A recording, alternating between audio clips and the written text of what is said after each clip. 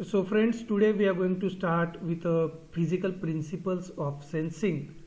So here we are going to discuss the various contents that are used as a principle for sensing. So electric charges and fields and potentials, capacitance, magnetism, induction, resistance, piezoelectric effect, Hall effect, temperature and thermal properties of the material, heat transfer, light, and the dynamic models of the sensor elements. So how these parameters are affecting the sensing, or how these can be used as a principle for sensing, that we are going to study in detail. So today I am going to cover the electric charges, fields and potential. So I am going to cover the basics related to that one, and we are already familiar with the concepts like how the charges, if you put it in a space and the two charges are near to each other, having same polarity or different polarity or opposite polarity, and the force you can calculate it. So we are going to talk about that, and I am going to cover the same concepts over here. So as you know that there are two types of sensors. First one is the direct sensor and second one is the complex sensor. The direct sensor is the sensor which directly senses the stimuli and convert it into electrical one, and complex sensor is the sensor where you require the 2-3 steps to convert the stimuli into electrical signal. That means first you convert one kind of energy into another kind into the second kind, and the second kind of energy is converted into electrical signal. So direct sensor will be a part of complex sensor. So direct sensor, as I discussed, it will be converting the non-electrical stimulus into electrical signal, and many stimuli cannot be directly converted to electricity. That's why you will require complex type of sensor. So there are physical effects which results into direct generation of electrical signal in response to electrical influences. So we can go for a direct convergence of these electrical signals. So we need to examine the various physical effects which are based on the fundamentals of physics, so that how these signals get converted into electrical signals. So the first is the electric charge we need to understand, and fields, electric field and potential that we are going to discuss. So there is a possibility of the generation of sparks and by friction, and the result is called as a triboelectric effect. So tribo is related with the friction. So you know that you might have studied or you might have observed such kind of experiences. So when you sit on a chair, specifically if the chair is a plastic chair, and if you are wearing satin type of or polyester type of cloth, and if you are sitting on that, and many times you move in a chair, and once you get up you will hear some sound, chat chat. So that is nothing but a electrostatic. So the amount, the charges that are accumulated on the surface, that will get discharged, and that effect is called as a triboelectric effect. So here it is the example of this one. So what is that triboelectric effect? So when the two materials came into contact with each other and the friction happens. So we know that every material is having its own atomic structure, plus and minus charges will be there, so electrons will be there.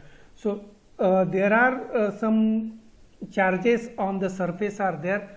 So one material will give the electron to the other, and it becomes a positive charge, and other becomes a negative charge. So because of friction, so there is a separation of the charges, and this effect is called as a triboelectric effect. Okay, so you can see in this diagram, which is a GIF image, so you can see because of friction. So here you can see that in first image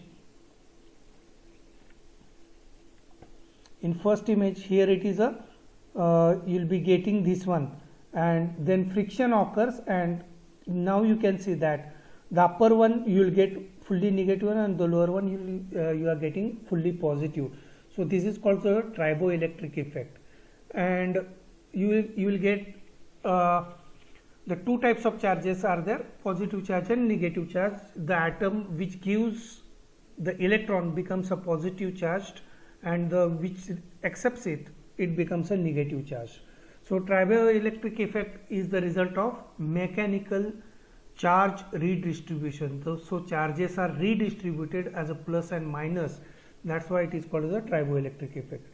So this electric charge is conserved. It cannot be created nor be destroyed. It can be moved from one place to another place. So that is what energy cannot be. It cannot be neither created nor be destroyed, but we can move one energy from one place to another place. So similarly, these charges are also, you can move it from one place to another place. So giving a negative charge means the electrons from one object, you are placing it onto another object, so it will be charged as a negative. Since it accepts it becomes negative, and the object which loses the same amount of electrons will be getting a positive charge. I have already discussed this. Now on the basis of charges and the free material or the free electrons available, we know that we can divide the objects or the substance into three categories: conductors, isolators and semiconductors. So I need not go into details of this one, because you are aware what do you mean by conductors, what do you mean by isolators, and what do you mean by semiconductors. So on the basis of its valency, we divide it into three: conductors, isolators and semiconductors. So object which carries a positive charge Q.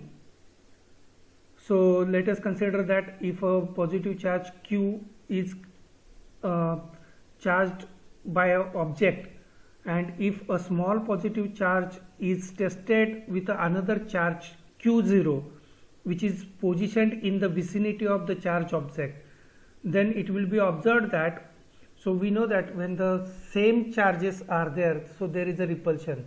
So positive repulsion occurs, positive negative attraction occurs. So if the one charge is positive and another charge is, again you want to test it, that we'll call it as a second charge, as a test charge. And if you put that second charge as a test charge into vicinity of the main object, then you will observe the repelling force that is occurring, and that repelling is because of positiveness of the both charges. So here you can observe in this diagram. So you can see that here it is a positive charge which is having its own charge Q, and a second particle you are putting over here which is having a charge Q0. So this Q will be having, whenever you are going for any charge, so you know that the charge which is having Q, its intensity or its field is outward. So if it is having positive charge, its field direction will be outward, and if it is a negative one, then in that case, if it is a Q, let us consider that this is Q, then instead of going outward, so this will be inward, so this will be a minus Q, so this will be inward. So the field intensity will be or that field direction will be inside, or it is targeting towards the negative. So here you can see that here it is going out, that means the charge is positive, and here it is again a charge is positive, and the repulsion occurs, and this is the force which is acting on this charge because of this field, the field of this Q, and this force will be the repulsive force. So this repulsive force we need to calculate it. So if we place a negative charge, then we will see that there will be an attraction in the charge. So vector from repelling force F, we can calculate it, and that force in fact the test charge is subjected to the force without any physical contact, because it is not kept in a physical contact, it is kept in the vicinity of that charge, and the volume of the space occupied by the test charge may be characterized by the electric field. So whatever may be the lines we have seen, that we may call it as a electric field, and we need to calculate the force. So electric field in each point is defined through the force as E is equal to F divided by Q0. E is equal to F divided by Q0. That means the force acting on that charge divided by the total charge, that will give you the electric field. So just refer to the previous diagram, then you will come to know that. So the previous diagram was like that. So here it is the Q charge, and you will be putting a Q0 over here.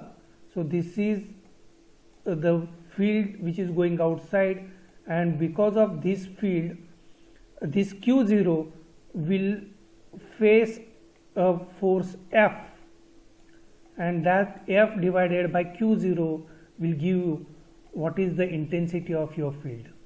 Okay, this field E, electric field E, will be given by this F upon Q0. So you have already studied these concepts in your electromagnetic subject, electromagnetic theory subject. Okay, so E is the vector in the same direction of F, because Q0 is the scalar one. So you have already studied the concepts of vector and scalar also. So if F is the vector, it is having, why it is called as a vector, because it is having magnitude as well as direction, that's why we will call it as a vector. So E is having the same quantity, Q0 is the scalar one, because it is having only amplitude or only fixed value, that is the scalar value. That's why F is having the direction as well as magnitude, and that force is similar to E. Sorry, the direction of the vector is similar to F. So the test charge must be a very small, not to disturb the electric field. That means this Q should be very high and this Q0 should be very less, because this should not disturb the field of the Q. So it should be infinitely small, that is what we are expecting. So the field line starts on a positive plate and ends on a negative. So if you are having a positive and negative plates, so obviously it will start on a positive plate and ends on negative plate. So if I consider, and the same concepts are used in capacitor also. So if this is a positive and this is a negative, then in that case, if the field starts, it will start from this plate and it will end on this one. So this is what the meaning of this one. So the density of the electric field, field lines indicate the magnitude of electric field E in any particular volume space. Okay, then we need to calculate the density of field lines. So we have gone through the concept like this one. So if this is the charge Q and the lines are going, this is the positive charge, so how many lines, field lines are going? So we need to calculate its intensity within a specific area. So that we need to calculate, and that will be given by that number of field lines per unit area, we will call it as a flux. Okay, that distribution we will call it as a flux. So vector field may be characterized by the distribution of the vectors, from which we called it as a flux. So flux, that is not a magnetic flux, here we will call it as a flux, is the generalized quantity for either electric field or magnetic field or any other fields. Number of field lines in a particular given area or in a particular space, you will call it as a flux. So here we imagine hypothetically that the surface is closed. That means if you are considering any surface, that surface is closed by a space S, by a Gaussian surface space S, then a connecting charge between charge Q and a flux, we can establish the relation between S and Q by a Gauss law. So this law also you studied in your electromagnetic theory. So you can get epsilon 0 into phi E. Phi E is the flux because of electric field E, and that is equal to charge Q. So E0 is the permittivity, or you can define it if you integrate it over the surface S, then you can integrate it also, because you are integrating it the electric field over the space S. That's why you are integrating epsilon integration over the space S of electric field, that will give you the charge Q. So you can calculate the charge Q also. So here certain points you need to remember, certain parameters you need to remember.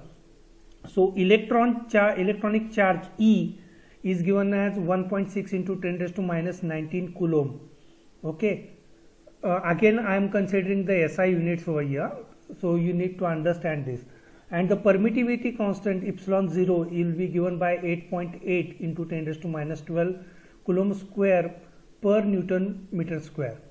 Okay, this is how you are calculating the permittivity constant and electric charge.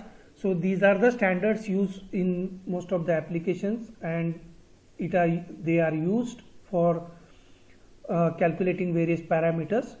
So you should know these points, that's why I have added here. So points to remember, or these are the standards to remember, we need to calculate. Then Coulomb's law we have already studied, but once again I'll repeat it. So this is a revision of your Coulomb's law. So what it states that the force acting on a test charge is inversely proportional to the square distance between the charge. Okay, so here it is Q charge and here it is Q0, and the distance from these two centers is small r. So you can say that your equation F is equal to 1 upon 2 pi epsilon 0. Epsilon 0, why? You need to consider the permittivity of that space into Q by Q0 divided by 4 pi epsilon 0 into r square. So Q is a fixed quantity, Q0 is also a fixed quantity, 4 pi epsilon 0 is again a fixed quantity. So I can say that the force that is acting on this Q0 is inversely proportional to the distance between the two charges. So if the distance is less, obviously force will be more. If the distance is more, force will be less. So this is how you have stated, and you have gone through the derivation of such kind of force equation also. So this is how you can check it for the various type of if you are conducting wire is there, then you can observe the electric field related to the electric wire, and you can give the equation in the form of epsilon is equal to lambda divided by 2 pi epsilon E is equal to lambda divided by 2 pi epsilon r. Okay, then if it is a plane or a plate, then in that case you can calculate the density or electric field E is equal to epsilon divided by 2 into epsilon 0, sigma divided by 2 epsilon 0.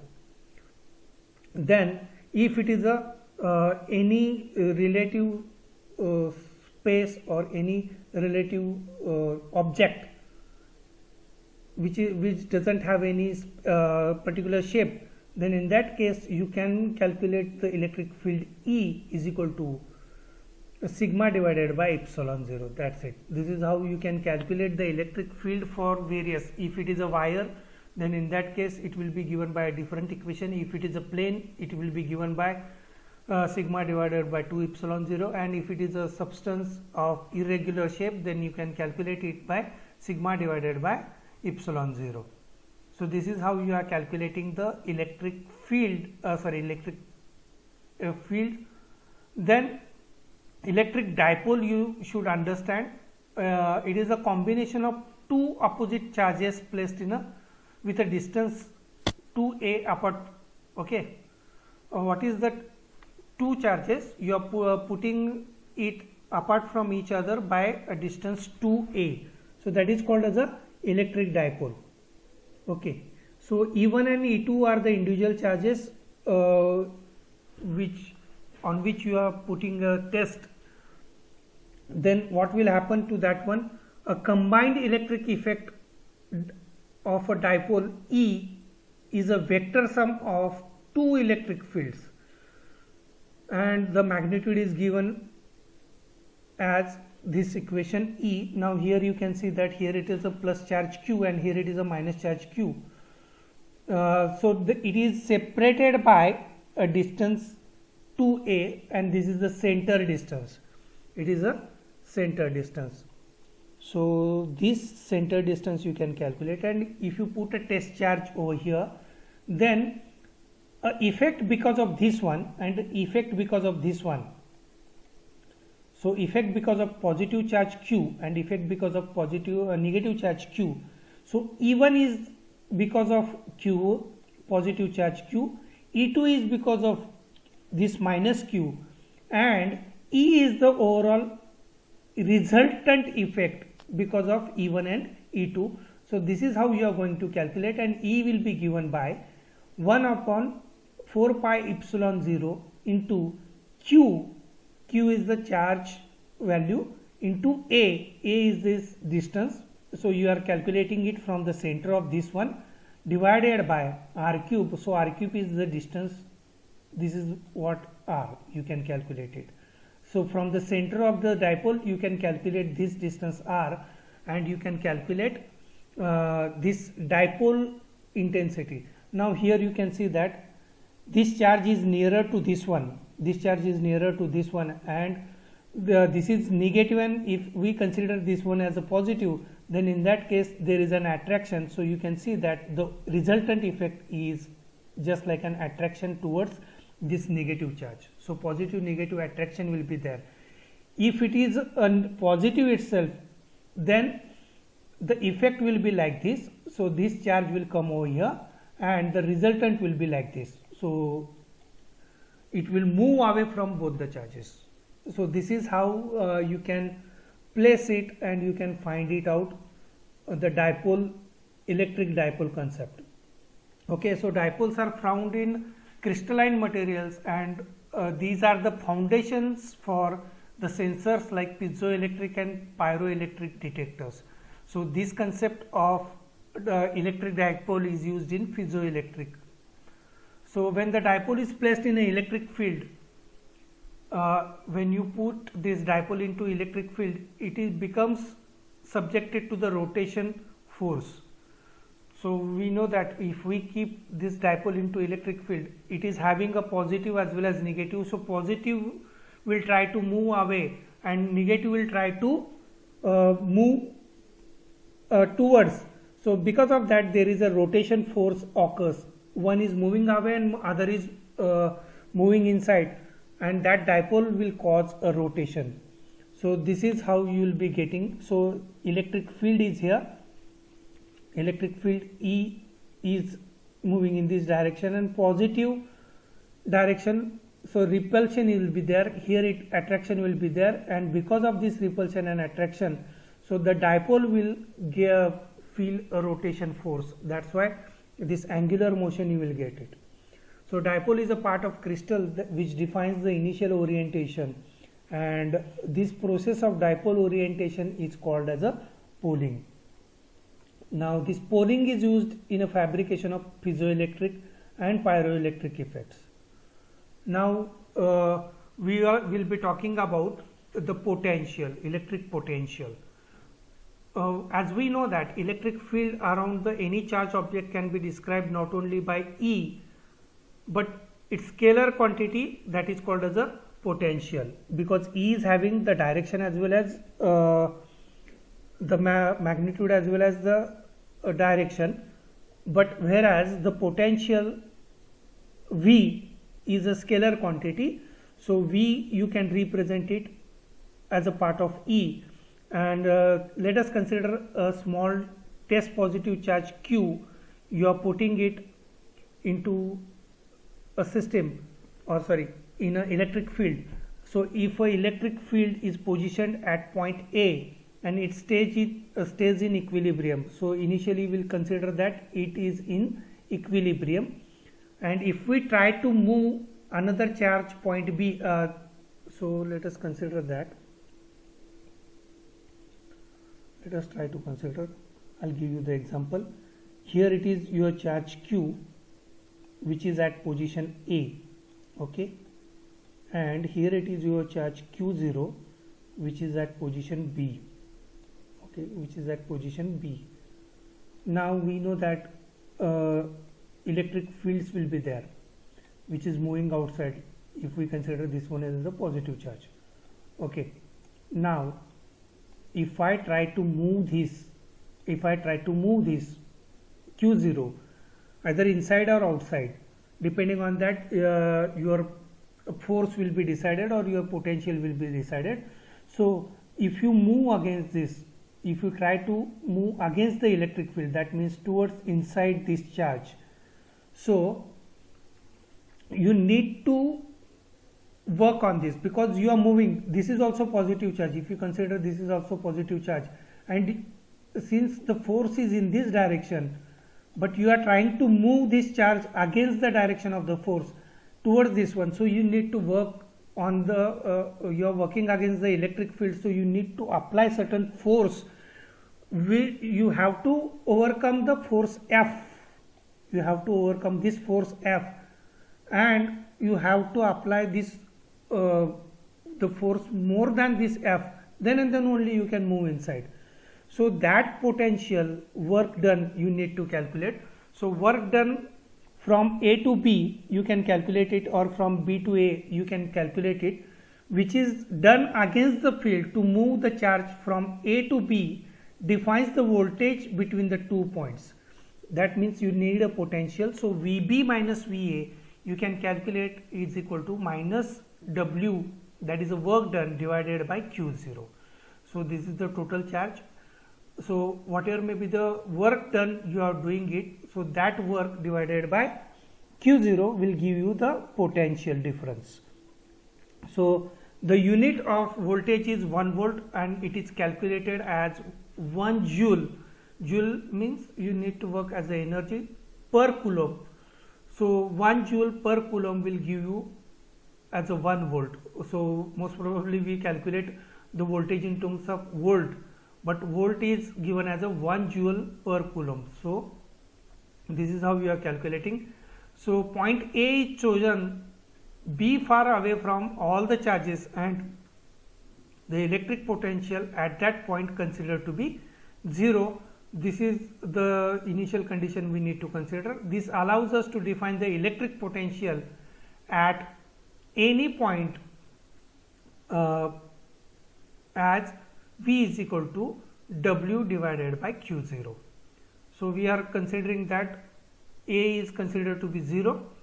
So at any point, if you are considering that one as a 0, then it will be considered as W divided by Q0. So this is a generalized form. You are putting the previous equation into generalized form. So the potential difference between the 2 points is independent of path along which the test charge is moving. So you need to calculate the charge, and it is independent of the path. Now I hope you have understood the concepts of electric charge. So today we'll stop here, and in next lecture we'll cover